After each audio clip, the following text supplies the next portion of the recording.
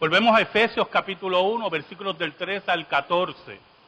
Y vamos a tener una serie de sermones que le he puesto de título El rompecabezas de Dios. No sé cuántos de ustedes les gustan los rompecabezas. Mi primer contacto, me acuerdo como ahora, fue a los 5 años en kindergarten. Mi esposa todavía se sorprende que yo me acuerdo de mi kindergarten y me acuerdo hasta de mi prekinder. Pero más bien me acuerdo de mi prekinder por las rabietas que yo hacía y me acuerdo del evento y la maestra frustrada conmigo. Pero me acuerdo del primer rompecabezas que era de bloquecitos, ¿verdad? Tenía una forma de luna, otra de estrella, otra de círculo, otra de cuadrado. Bueno, todos esos bloquecitos, ¿verdad? Y yo los acomodaba y para mí no era ningún esfuerzo. Y entonces llegaba a mi casa y le decía a mi mamá, y ella decide comprarme un rompecabezas para mi edad. Pero era diferente la cosa, ya no eran bloquecitos, porque yo miraba las formas y las podía introducir. Pero entonces me dejé llevar por los colores. Usted sabe que los rompecabezas tienen el dibujo al frente, ¿verdad? La caja. Entonces yo me dejaba llevar por los colores y empezaba a armar el rompecabezas. Pero, como todos ustedes saben, los que han usado rompecabezas y les gusta, llega un momento que te cansa el rompecabezas porque ya lo sabes de memoria y lo armas como te da las ganas. Y yo empiezo a presionar a mi mamá para que me compre un rompecabezas. Aparentemente mi mamá creía que yo era Einstein y me compró un rompecabezas de 1000 piezas. Y yo recibo esa caja, hermano, tan entusiasmado y tan grande. Y era un paisaje de eso, de los Estados Unidos, así, de otoño, ¿verdad? Con un venadito en el medio. Y yo, tremendo, esto va a estar tremendo. Esto va a estar tremendo. Oramos, hermano. Dios bueno, gracias te damos. Porque todavía nosotros no sabemos lo que es la adversidad. En esta hora, Señor, tú que eres tan bueno y tan misericordioso, escóndeme bajo la sombra de la cruz. Perdona mis pecados y ayúdame. Llega al corazón de tu pueblo con tu palabra. En el nombre de Cristo Jesús. Amén y amén. Como todos sabemos, el apóstol Pablo fue formado en la fe farisaica y ya tenía todo el contexto del complejo religioso armado en su mente. Pertenecía al pueblo del pacto, a Israel, y al mismo tiempo era un hombre celoso. Pero camino a Damasco tuvo un encuentro con Jesús. Y yo estoy muy seguro que todo ese rompecabezas que estaba armado en la mente de Pablo se hizo un revoltillo. Y todo lo que tenía y todo lo que pensaba de Israel, del pacto, de las promesas, ahora era cuestionado. Ese que perseguía, esa iglesia que perseguía, ese hombre que lo odiaba, lo buscó, lo llamó y lo salvó. Y eso crea un problema profundo en la mente del apóstol Pablo. Todos nosotros hemos pasado por eso. Hemos creído unas cosas y de momento alguien nos hace sal y agua nuestros pensamientos. Ayer, en el programa de radio, el mismo se titulaba ¿Es Israel el reloj de Dios? una enseñanza del dispensacionalismo, es que Israel, nosotros tenemos que mirar a la tierra de Israel para ver los últimos tiempos. Y demostramos bíblicamente que eso era incorrecto.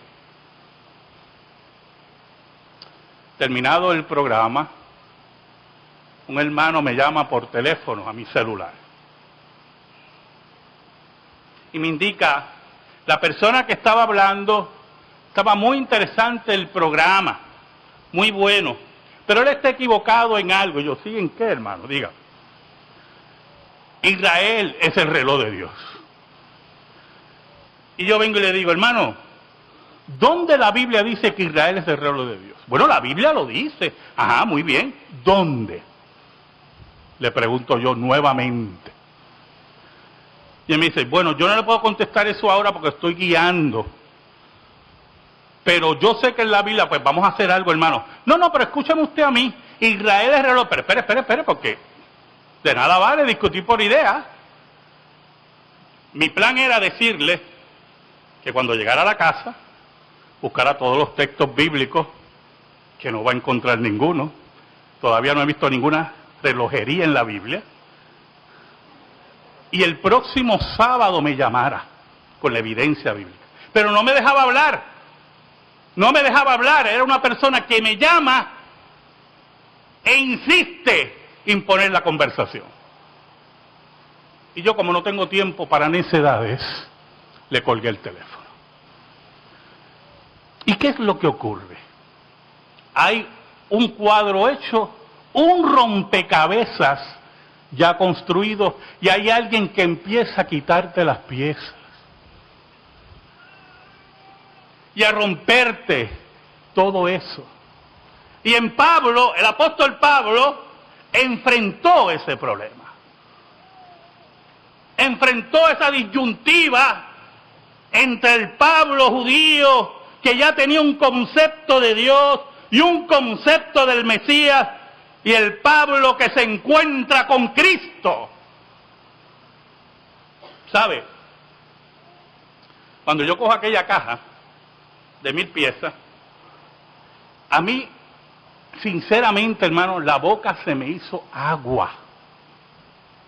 Era un nuevo reto, ¿verdad?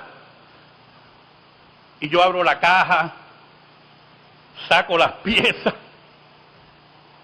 1000 piezas. Entonces empiezo con mi táctica, los colores.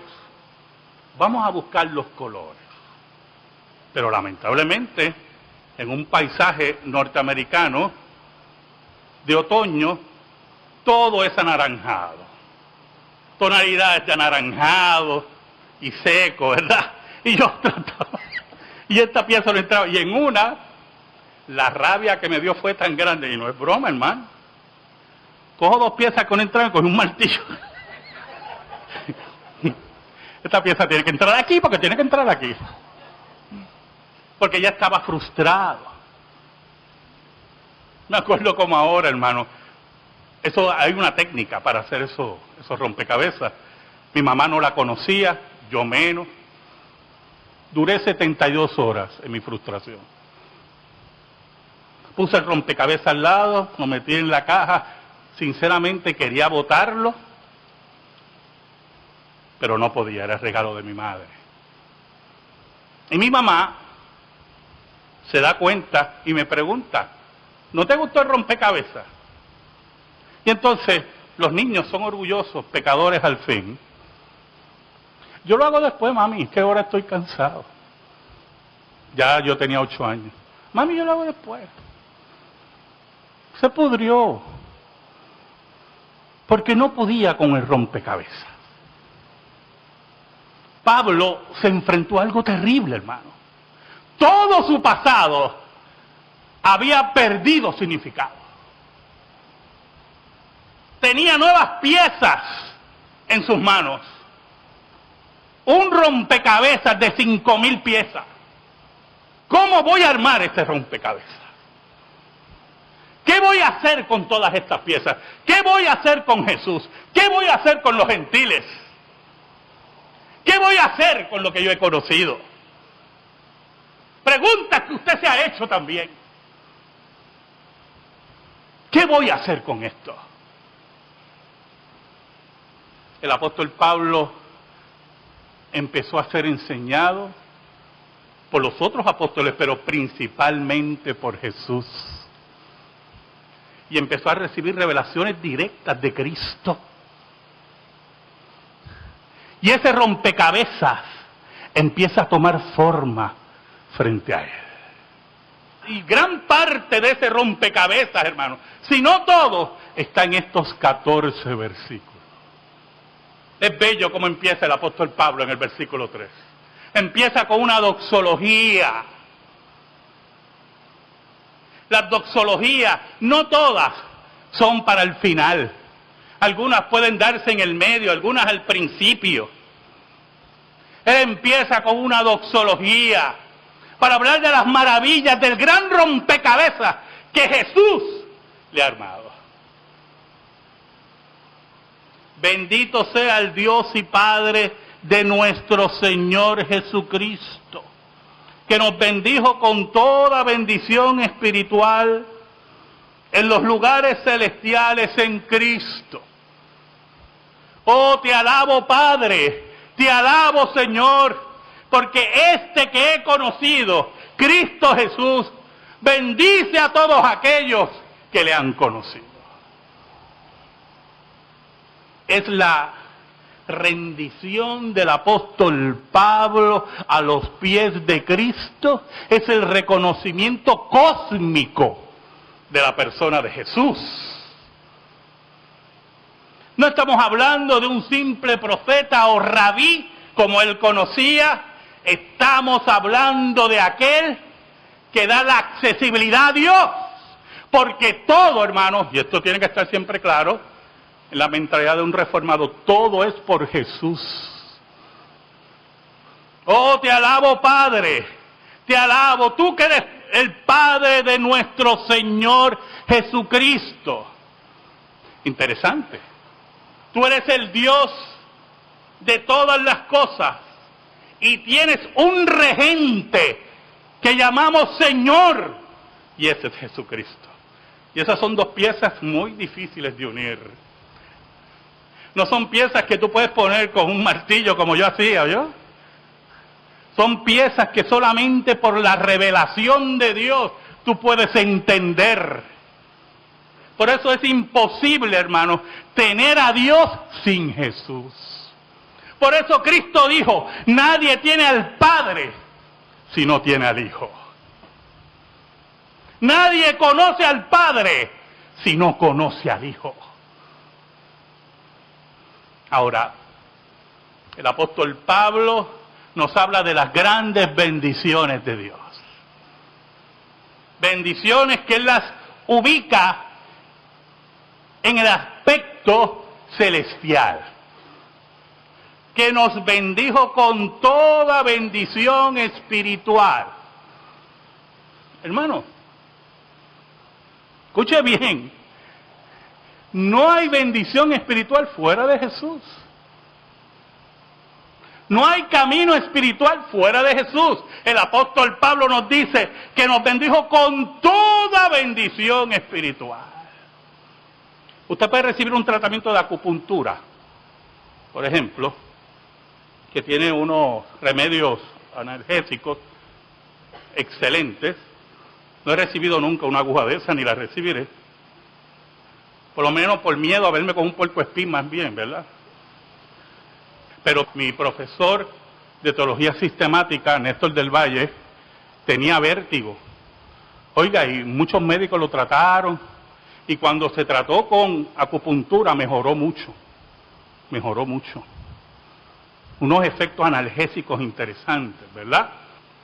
Pero no hay bendición espiritual, ni de ninguna clase, de ningún camino, en que le pongan 5 agujas, ¿verdad? Toda bendición espiritual es por medio de Jesús, dice el apóstol Pablo. No hay bendición espiritual en ninguna lectura de cualquier libro sagrado, sino solamente por aquel que testifica de Jesús, que es la Biblia, la palabra de Dios. El apóstol Pablo insiste que nos bendijo con toda bendición espiritual en los lugares celestiales en Cristo. Y vuelve, insiste, en Cristo. Y el gran rompecabezas de Dios nos indica, nos señala el apóstol Pablo en estas grandes verdades, que ya estamos sentados con Cristo, que la obra de Dios ha sido realizada ya, que ha sido culminada en el decreto de Dios, que no hay bendición fuera de Cristo, que no hay vida fuera de Cristo, que no hay elevación espiritual fuera de Cristo. Por eso Cristo dice que nadie viene al Padre si no es por Él. Que cuando oremos, oremos en el nombre de Jesús. Hace muchos años, y yo creo que se lo dije en un sermón, también hace muchos años, se lo voy a recordar, en un periódico que leía mucho, hermano Ángel Carrasquillo, El Mundo, había una sección que se llamaba Querida Abby. Por muchos años estuvo esa sección en el periódico El Mundo. Y yo siempre la leía, desde muy niño. Mi papá me enseñó a leer el periódico. Mi padre, él leía, era un hombre de periódicos. Y me acuerdo una carta que le enviaron a Abby. Era una señora que había ido a una reunión de la escuela, eso hace muchos años, hermano, mire qué interesante, y habían puesto a un ministro o a un sacerdote a hacer la oración. Y al final de la oración, dijo, te lo pedimos todo en el nombre de Jesús. Y entonces ella le escribe a Abby, personalmente yo creo que eso fue ofensivo. Ay, las ofensas de los impíos me dan tanta gracia. Los impíos que no le importa a Dios, pero le importa una oración. Me parece ofensivo, Abby, porque allí había gente de otras, ¿verdad?, confesiones. Y no debió hacerse esa oración en el nombre de Jesús. Abby contestó, me acuerdo como ahora, hermano, yo tenía como 11 años. Contestó lo siguiente: yo hubiera hecho la oración en el nombre de Dios y así me evitaba problemas. Sin Cristo no hay Dios. Sin Cristo no hay bendiciones espirituales en los lugares celestiales. Sin Cristo no podemos alabar al Dios verdadero. Por eso Pablo dice, bendito, bendito sea el Dios y Padre de nuestro Señor Jesucristo. Ahora, el apóstol Pablo nos habla de los lugares celestiales, hermano. ¿Sabe algo, hermano? ¿Sabe por qué nosotros tenemos la bendición espiritual en los lugares celestiales? Porque Cristo venció y se sentó a la diestra de Dios. Por eso el apóstol Pablo dice, en los lugares celestiales en Cristo. Porque Cristo es el Rey triunfante que venció sobre la muerte, el infierno, el diablo. Y fue recibido arriba en gloria, como dice el apóstol Pablo. Solamente porque Cristo ha vencido y se ha sentado, es que recibimos esas bendiciones espirituales. En el versículo 4, el apóstol Pablo empieza a hablar de la elección. Y por lo tanto pasa de esas grandes bendiciones en Cristo a hablarnos del decreto de Dios. Mire qué gran rompecabezas para el apóstol Pablo. Para que la gente entienda, para que los hombres y mujeres de Efesios entiendan que no es solamente un concepto de religión cultural, no es un concepto de religión de un área en particular geográfica. El apóstol Pablo, en ese rompecabezas de Dios, nos habla de la dimensión cósmica de las bendiciones y de la salvación de Dios, del decreto de Dios, de las alturas de Dios, del ser de Dios. según nos escogió en Él antes de la fundación del mundo, para que fuésemos santos y sin mancha delante de Él. Oiga, y podríamos enfatizar en un elemento emocional, para yo ganármelos a ustedes, y decir algo bien bonito,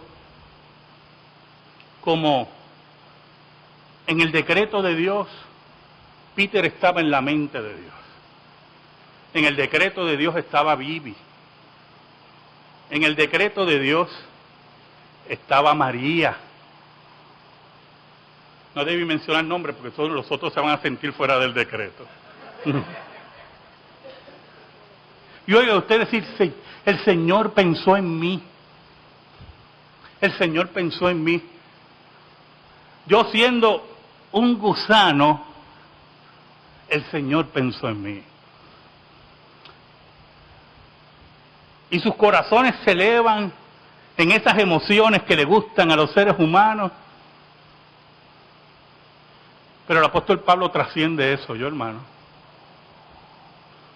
Porque él dice, según nos escogió en Él antes de la fundación del mundo, para que fuésemos santos y sin mancha delante de Él. El propósito histórico de la elección es que vivas para Dios. Que le des toda la gloria a Dios. Que honres su ley. Que honres su carácter. Si eres elegido de Dios, si eres obediente a Dios, vives en santidad para su gloria. Vives mirando a Cristo y al Gólgota. Esa dimensión y ese decreto que te escogió a ti, te dirige a la gloria de Dios, a la inmensidad de Dios, a la seidad de Dios. Te dirige a rendirte ante Dios, a darle pleitesía, ese gran rompecabezas de Dios. En un acto soberano, en el cual no estuvo envuelta tus obras, ni tu carácter, ni sentimentalismo bobo, ni religiosidad barata. Dios en un acto soberano y por sus razones que Él solamente conoce, nos escogió para ser pueblo suyo. Y el apóstol Pablo en estas grandes verdades va armando ese rompecabezas ante la iglesia de Éfeso, ese rompecabezas que por fin él tiene armado y que lo lleva a militar hasta la muerte por Cristo. Los llama en un mundo de pecado a ser hombres y mujeres santos. Los llama en un mundo con mácula a ser hombres y mujeres inmaculados. El versículo 5, el apóstol Pablo cambia la palabra de escoger y utiliza la palabra predestinación. Y yo sé que algunos de ustedes se han encontrado con personas, porque yo me los he encontrado, que niegan la doctrina de la predestinación y se atreven a decirte, si me consigues la palabra predestinación en la Biblia, lo creo. Y uno se sorprende, número uno, de personas que niegan la predestinación sin haber leído la Biblia. El apóstol Pablo dice, en amor, habiéndonos predestinado. Esa palabra amor. ¿Sabe lo que significa amor ahí? Dios se acercó, se movió hacia los suyos. ¿Sabe lo que significa amor ahí? Dios se preocupó por los suyos. ¿Sabe lo que significa amor ahí? Dios decidió salvar a los suyos. De esa humanidad sin futuro, de esa humanidad rebelde, Dios escoge a los suyos porque Él quiso. porque los amó profundamente. En amor, habiéndonos predestinado para ser adoptados hijos suyos por medio de Jesucristo. Dios es aquel que nos adopta, es el Padre que nos adopta. Es aquel que nadie le puede quitar a sus hijos, porque cuando Dios adopta, ¿quién le puede quitar a sus hijos? Aquí no hay departamento de la familia que pueda con la adopción de Dios, ¿oyó? Aquí nadie se puede enfrentar a la adopción de Dios. Dios nos escoge, Dios nos ama, Dios nos pone en su regazo. Somos hijos adoptivos de Dios. Y la adopción de Dios tiene una firma, hermano. Tiene un documento, ¿yo? Usted sabe que las adopciones tienen documentos y usted firma y firma documentos. Aquellos que han adoptado me cuentan, ¿verdad? Todo lo que firman y todo el proceso para adoptar a alguien. Bien difícil. Adoptar un niño, una niña. Bien difícil. Pues mire, aquí también hubo papeles. El apóstol Pablo nos dice, en amor, habiéndonos predestinado para ser adoptados hijos suyos por medio de Jesucristo. El Gólgota firma la adopción de Dios. El Gólgota garantiza la adopción de Dios. El sacrificio de Cristo garantiza las bendiciones de Dios. Aquí nadie puede anular el Gólgota y los beneficios de la cruz. Ahora, uno se preguntará, escuche bien, este gran rompecabezas del apóstol Pablo, ¿verdad? ¿Por qué Dios hizo las cosas así? ¿Por qué el plan de Dios que se desenvuelve entre nosotros ahora, ¿verdad? ¿Por qué Dios hizo las cosas así? ¿Por qué no hizo las cosas un poquito más fáciles, verdad? Que nosotros siempre con nuestros atajos y nuestros caminos cortos. Mire cómo dice el apóstol Pablo. Para ser adoptados hijos suyos por medio de Jesucristo, según el puro afecto de su voluntad. Que alguien podía venir donde el apóstol Pablo y preguntarle, ¿verdad? Pero ¿y por qué esas cosas son así? Recuerde que el apóstol Pablo está estableciendo doctrina. Cosas que no se habían oído. Nuevos conceptos. Armando un gran rompecabezas. Armando la profecía del Antiguo Testamento como debía ser. Y el apóstol Pablo contesta, oye, Dios ha hecho las cosas así porque Él ha querido que sean así. Según el puro afecto de su voluntad. Pero las califica, hermano. Todos los actos de Dios son santos. Todos los actos de Dios son puros. Nada puede ser cuestionado. Dios es el Dios santo, que en ningún momento comete errores ni pecados.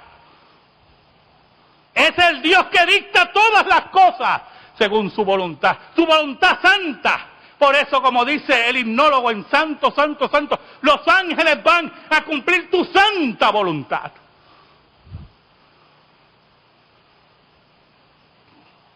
¿Y cuál es el propósito de todo esto? Oiga, mira qué interesante. El apóstol Pablo empieza con la primera persona de la Trinidad, el Padre. El Padre es el que predestina, el Padre es el que escoge, el Padre es el que adopta, el Padre es el que envía al Hijo, dice el apóstol Pablo. Mire qué gran construcción. Y uno se pregunta, pero ¿cuál es el propósito de todo esto? Y yo sé que algunos pelagianos y aquellos que quieren la gloria del hombre salen corriendo y diciendo, no, todas estas cosas ocurren porque Dios quiere salvar al hombre y se desespera. Y algunos hablan de esa imagen de Cristo llorando. ¿Usted lo ha visto? Ven, el Señor está llorando. Pero el apóstol Pablo nos dice en el versículo 6, para alabanza de la gloria de su gracia, con la cual nos hizo aceptos en el amado. Oiga, introduce dos términos muy importantes ahí: gracia y aceptos. Para alabar la voluntad graciosa de Dios, para alabar a ese ser maravilloso que sin nosotros merecer nada, Él por gracia nos da todo. Sin nosotros merecer nada, Él nos escogió. Sin nosotros merecer nada, el Padre nos bendice en lugares celestiales. Sin nosotros merecer nada, el Padre nos adopta. Y por esa gracia es que nosotros somos aceptos. Pero mire qué tremendo, el apóstol Pablo es tremendo. Aceptos, ¿pero en quién? En el amado. Porque todo es por Cristo. Todo es por Cristo y para la gloria de Dios. Aquí la razón tiene que ser la gloria de Dios. Aquí cuando cada ujier trabaja es para la gloria de Dios. Cuando cada diácono trabaja es para la gloria de Dios. Cada anciano trabaja es para la gloria de Dios. Aquí los intereses son los intereses de Dios y los negocios de Dios. Y cuando en tu mente y en tu corazón tú te desvías, estás buscando tu gloria. Estás buscando tu aceptación. Estás buscando que tu nombre brille. ¡Sea maldito tu nombre! Aquí el nombre de Cristo es el que tiene que brillar. ¿Sabe, hermano? Cuando yo se el rompecabezas al lado, al tiempo mi mamá se dio cuenta. Y me compró otro, menos complicado, ¿verdad? Ya no de Einstein, pero era un poquito de Isaac Newton. Pero ya yo le tenía miedo a los rompecabezas. Me decepcionaba la derrota. Me entristecía y me molestaba. Y no quise saber más de rompecabezas. ¿Sabes algo? Dios no puede ser derrotado. El rompecabezas de Dios, nadie lo puede frustrar. Amén. Gracias te damos, Señor, por tu palabra eterna.